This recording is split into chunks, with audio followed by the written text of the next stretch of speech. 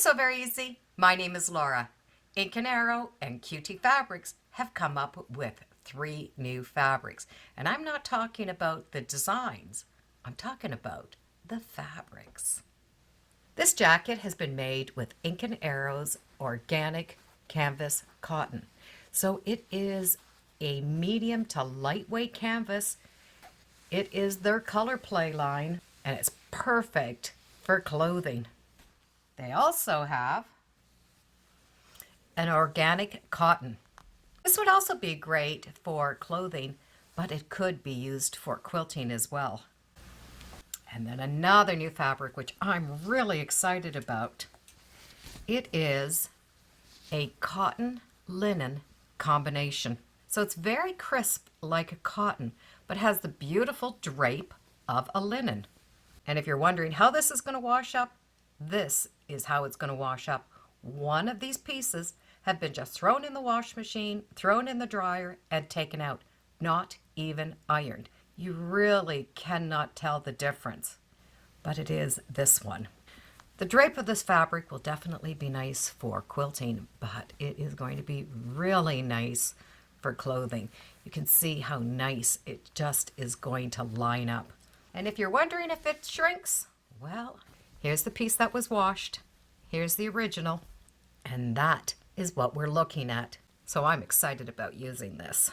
So I'm going to make shorts out of this. The pattern I'm going to make is from Liesl and Company. And this is a downloadable pattern. So you're going to be able to download that and print it out. Or you can send it to a printer and have it made in the full size. And it comes in multiple sizes. So you do not need to choose what size you need right away. All of the sizes are here. So I go through the measurements, I find the size that I am going to need, and then I cut out that size. Because it is a multiple size pattern, I do like to highlight the lines that I need to cut out, and that way there's no mistake while I'm cutting it out. And then I highlight the layouts and the sizes that are appropriate to my size. So the shorts do have side pockets and back pockets. I personally do not like back pockets, so I will not be adding back pockets. So I'm going to need all of those pieces except the back pockets. So now that I have all these pieces cut out, let's get to the sewing. And the first thing we're going to start with is the front. The front of the pattern does have some markings, and those markings are for pleats. So we're going to take that fabric and match it up. Now I'm just pinning it for now until I get to the sewing machine. This edge is where the pocket is going to go. So the pattern does recommend stabilizing that with a fusible interfacing. And that is really important so this does not stretch out of shape, not only as you're sewing, but as you're putting your hands in and out of the pockets. And then we have the pocket pattern. Not only are these pockets really simple to do, but they look great and they're very comfortable. So we're going to stitch those pieces together, just this seam here, using a 1/2 inch seam allowance. And then we're going to be able to trim it down to a 1/4 inch.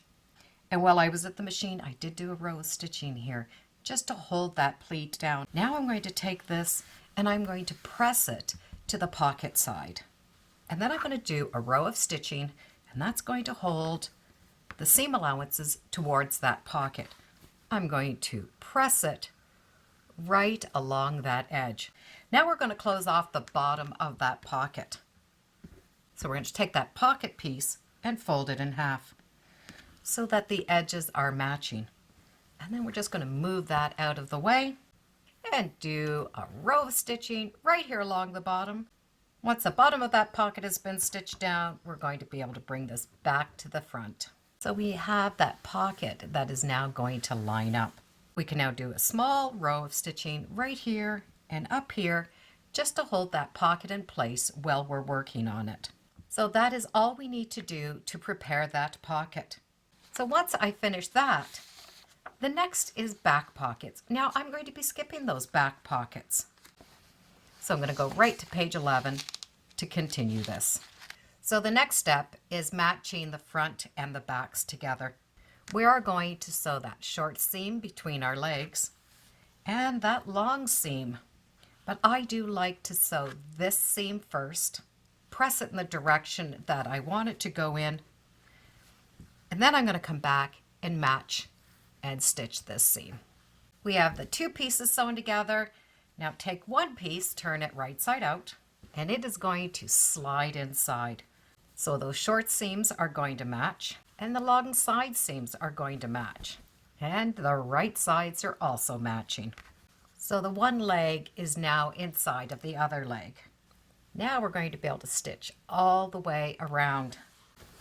And now I can take those two legs apart. We're going to make all of the belt loops at one time. We have that pattern piece. We're going to iron it in half, and then we're going to take both those sides and iron them into that center, and then fold that and iron it one more time. So the raw edges are tucked inside, and top stitch. And then we're going to be able to cut those to 3.5 inches. From each strip, we are going to get 4 belt loops, and we need to do that twice. We now are going to be able to baste 7 of these little loops onto the top of the pants. We're going to have one beside each of those pleats, one at each of the sides, one in that back seam, and one in the middle between the back and that side. So we just need to baste those on. Next, we get to work on the waistband. So we have a front and we have a back.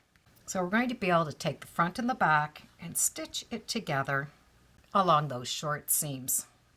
Once those are together, we're going to be able to fold up a 1/2 inch and press that down. Now we're going to be able to stitch this waistband onto the pants.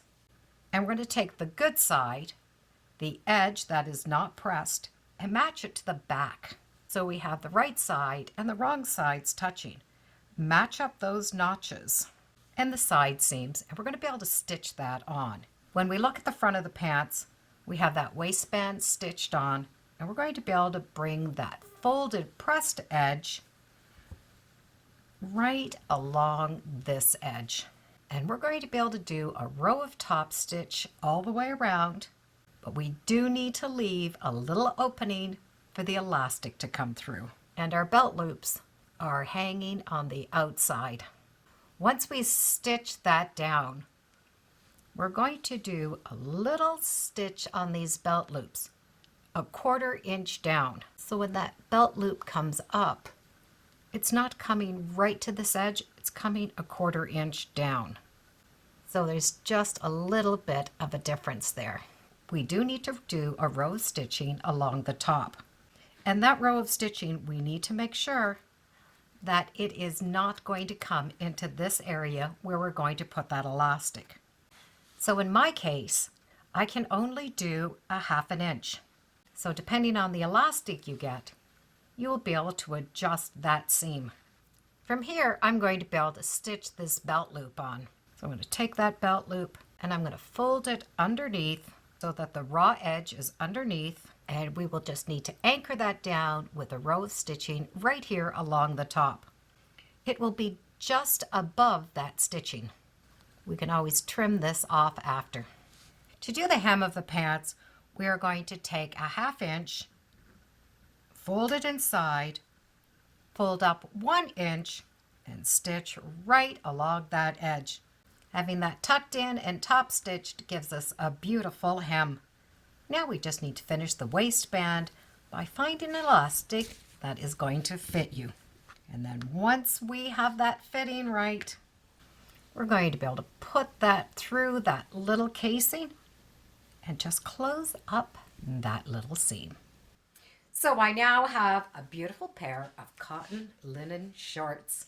The fabric was beautiful to sew with. I know it's going to wash well, and it has a beautiful drape to it. And that pattern also is a great pattern. Nice big pockets, options of different lengths, and that nice comfortable waistband.